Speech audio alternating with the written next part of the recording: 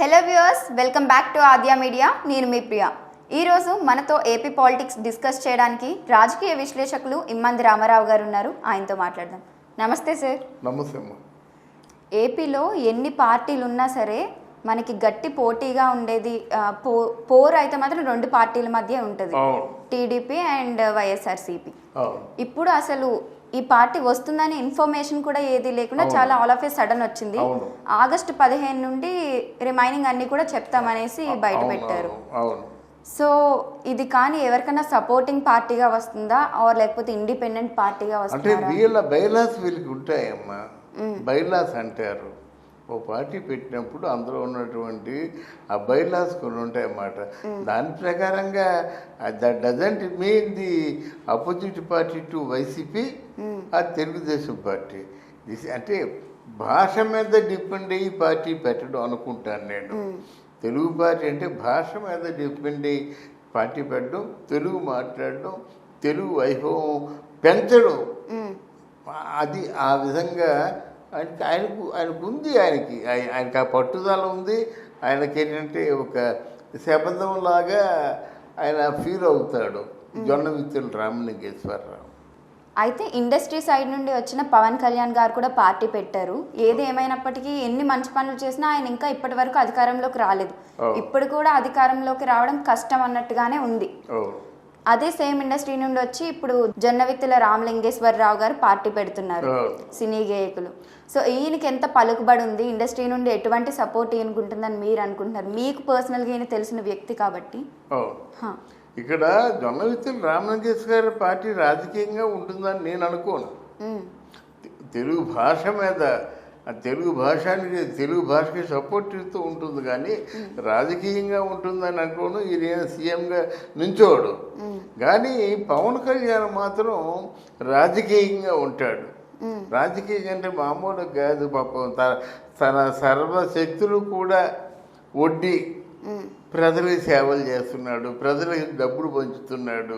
చివరికి ఏంటంటే వాళ్ళ బిడ్డల పేరున దాచుకున్న ఎఫ్డీలు కూడా క్లియర్ చేసి ఎక్కడో అంటే ఒక జనసేన ఆఫీస్ కట్టిస్తున్నాడు అన్నమాట.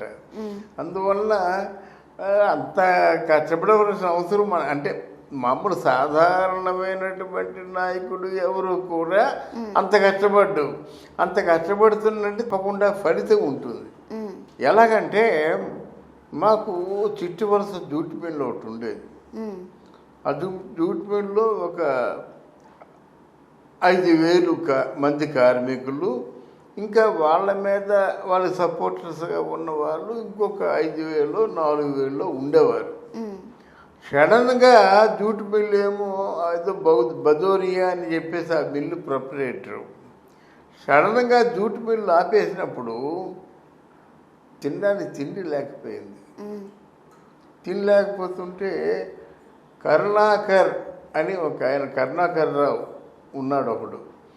ఆయన మొత్తం ఉన్న ప్రాపర్టీ అంతా అమ్మేసి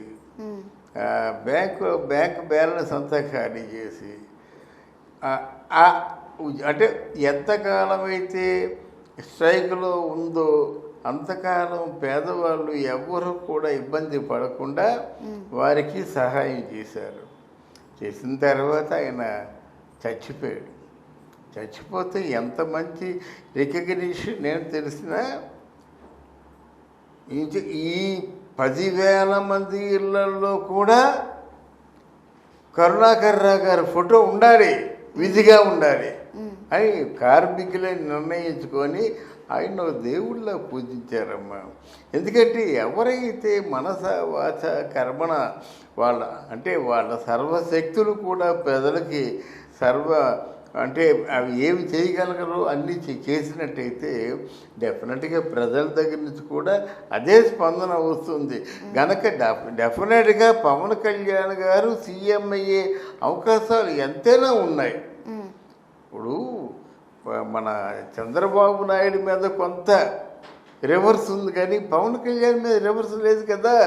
చంద్రబాబు నాయుడు అంటే వెన్నుపోటుదారుడు, ముసలాడు, ఇంకెవరిని ఎదగనముడు అని రకరకాల మాట్లాడతారు, తర్వాత తీసి పక్కన పెడదాం. కానీ ఈ కలలేదు కదా. ఏమో ఎలాగైతే జగన్మోహన్ రెడ్డికి ఒక ఛాన్స్ ఇద్దాం అనుకున్నారు, ఈయనకు కూడా ఒక ఛాన్స్ చూద్దాం. ఏముంది, ఆయనకున్న ఫోర్స్కి నిజంగా ప్రజలకు మంచి చేయాలనుకుంటే బంగారం లాంటి ఆంధ్ర రాష్ట్రం అయిపోతుంది అన్నమాట, స్వర్ణాంధ్రప్రదేశ్ అయిపోద్ది. దానికోసం మనం ఎదురు చూస్తున్నాం. దానికోసం మన పవన్ కళ్యాణ్ రాజకీయాల్లో అడుగు పెట్టాడు అన్నమాట. అలానే రామలింగేశ్వరరావు గారు మీకు సన్నిహితులని తెలిసింది. ఆయనతో మీ పరిచయం కానీ స్నేహం కానీ ఎలా ఉండేది? అంటే మాది బహుశా వీడియో చూస్తే రామలింగేశ్వరరావు గారు మనకు ఫోన్ చేస్తారు. మంచి ఆత్మీయుడు. తర్వాత మేము చలం గారి ఇంటి పక్కన ఉండేవాళ్ళం. ఎవరు సినిమా యాక్టర్ చలం లేడు. అది నాగార్జున నగర్ 2వ వీధిలో నెంబర్ 1 ఇల్లు ఎవరిదంటే చలం ఉంది, నెంబర్ 2 ఇల్లు ఏదంటే మాది. నేను మా ఇంటి బాగుంటే ఎవరంటే సూర్యం గారు అని చాలా మ్యూజిక్ డైరెక్షన్ చేసేవారు. మాస్టర్ వేణు దగ్గర అసిస్టెంట్గా పనిచేసేవారు వారు. చిన్న అవుట్ హౌస్లా ఉండేది. దాంట్లో లతగారి కొడుకు వీణ నారాయణ మన జొన్న విత్తలో ఉండేవారు కదా. నేను అప్పుడు సీరియల్సే రాస్తుండేవాడిని, నాకు సహాయకుడిగా ఉండేవాడు. తర్వాత అదే పత్రిక ఆయన మనైతే దాని పేరు బాలభారతి అనే పత్రికకి మొట్టమొదటిసారిగా దేనికైతే నేను నవల్స్ రాస్తుండేవాడిను దాంట్లోనే ఎడిటర్గా పనిచేశాడు అన్నమాట. అది విషయం. మంచి కుర్రాడు, మంచి భాషా ప్రవీణ అని కాకుండా ఎంతసేపు కూడా ఒక సుదీర్ఘమైనటువంటి ఆలోచన, నిక్షిప్తమైనటువంటి కవితా సంపద, సాహితీ సంపద అన్నీ ఉన్నాయి. అందువలన తర్వాత ఏంటంటే మంచి గాయకుడు. పద్యం పాడడమే కాదు, అంటే వ్రాయడమే కాదు. మనకి సి నారాయణ రెడ్డి ఎందుకు అంత పెద్ద కవి ఏంటంటే పాట ఎంత అందంగా రాస్తాడు, అంత అందంగా పాడుతాడు. అలాగే ఈయన కూడా జొన్న విత్తలో కూడా కవిత్వం ఎంత అందంగా రాస్తాడో అంత అందంగా పాడుతాడు అన్నమాట. అందుకు తొందరగా అంటే అమెరికా వెళ్ళినా ఏ దేశం వెళ్ళినప్పుడు కూడా మన తెలుగు వారికి బాగా ఆకట్టుకుంటాడు. హక్కుని చేర్చుకుంటారు అందరూ కూడా మన జొన్న విత్తల రామలింగేశ్వరరావుని. I wish him all the best. So కొత్త పార్టీ కాబట్టి జోరు అందుకోవడానికి టైం పడుతుంది, కానీ మంచి పొజిషన్కి రావాలని కోరుకుందాం. Thank you so much sir.